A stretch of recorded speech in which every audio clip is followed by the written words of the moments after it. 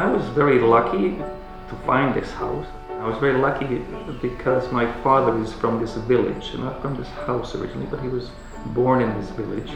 I'm originally from British Columbia, and I returned 15 years ago because I wanted to live in Latvia.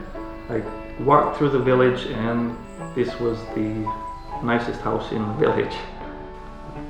The house is situated in a setting which is rather quiet, and there's the park around, there's the ponds, the chateau nearby.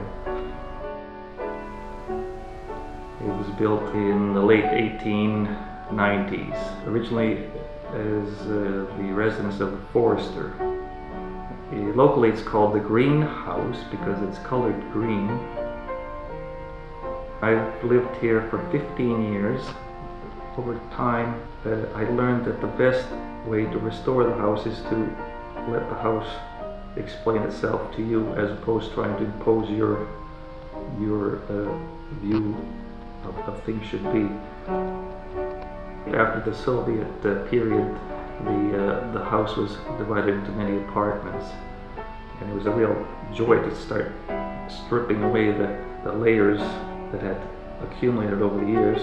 I look at, oh, what a beautiful room, what a beautiful basement, or the lights. Quite honestly, I didn't realize it was such a beautiful house. It looks perhaps a little, from the outside, eclectic, a little bit, perhaps some people would say a little bit kitschy, but inside it's, in my view, it's a very modern design. When you walk through many of the rooms, you'll see layers of paint on paint from one period to another period. I don't want to change that too much.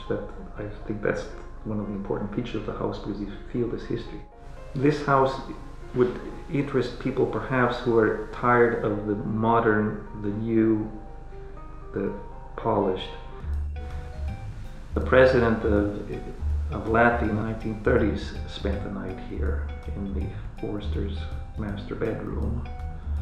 And after he left that year, 1935, to commemorate the fact that he had been to the village, across the pond they planted the birch grove, and it's called Karlis Grove, President Karlis Ullman.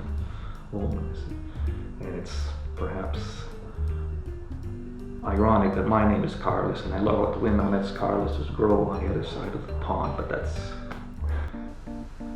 to set a bed and breakfast that will not visually impair the original design. That's the challenge. To figure out how to do this is just to stay with the original plan, look at the original things. The less you change, the better it is.